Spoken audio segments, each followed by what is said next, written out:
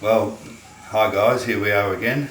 Trusty 300E here, and a lot of people have complained that I get greasy hands and things like that, and what they don't know is that I use this stuff called barrier cream. You just put it on your hands and and rub it in and it forms a barrier for the grease, and then you go and wash your hands and everything afterwards. The thing is, a lot of the stuff, like those engine mount bolts, you got to reach up. You can't even actually see where the bolt hole is and everything, so you're reaching up and you're trying to feel and guide the bolt in. And I find I just can't do that wearing gloves. Might be alright changing oil or something, but it's no good with nuts and bolts. You like to feel them. And the other thing I'm going to say is, I think the 124 series Mercs were the best Mercedes ever made. And I love this one. It doesn't have hydraulic or pneumatic suspension, which to me is just a pain in the bum. I've had them before, and if anything's going to go wrong, that'll be part of it. The only problem with the 124 series cars is this one's wonderful because it was 1989 and the wiring is fine. From 1990 to 1995 they put biodegradable wiring in the car, and our 93 A124 had it, and I even found a little loom that hadn't been changed. It had 4 wires in it. It was amazing that it just didn't short out, really. It was bloody awful. That was the Mercedes' biggest stuff up, that stupid biodegradable wiring when they're trying to go green. Other than that, the cars are fantastic. I reckon they're the best ones made. Anyway, what we're going to do today is change the transmission mount. And so, here we go, on with the show. What I've done is I've got the car up on 4 stands just to make life a bit easier for myself, because transmission mounts right up the back here or halfway down.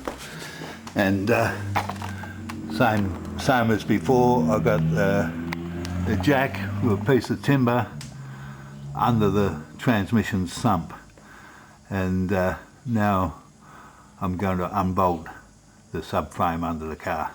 Okay, the first thing I'm going to do is undo the 2 bolts here that hold the transmission mount to the bracket under the car. That's a 13mm socket.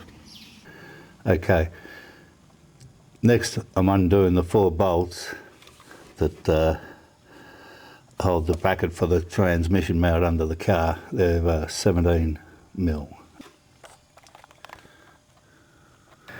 I just gave that bracket a bit of a wipe over. It was actually full of dirt and rubbish from the road from the last 30 years or so. And now we'll get the top bolt off. But I think I'll have to put the car in neutral and spin the drive shaft to make room. We shall see.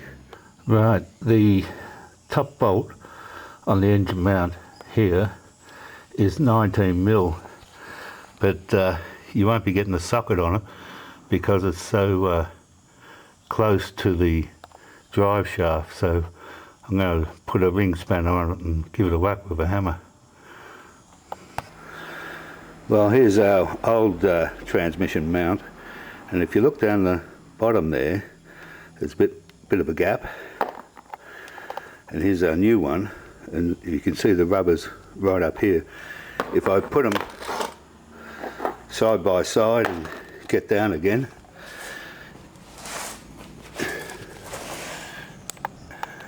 you can see the height, you can see the height difference between them. The one on the right, the old one, is compacted, the same as the engine mounts. Anyway, that's how you do it. I'll put this back in, and I must say it's a hell of a lot easier than doing the engine mounts. Hey, I forgot to mention the torque settings. The 16mm bolt on the top is 40 Newton meters, which I'm going to just make tight because I can't get the torque wrench in there. The bottom of the engine mount to the cross member is 25 Newton meters, and the 17 mil bolts on the actual cross member, the big ones, are 40 Newton meters. Okay, I've done my duty.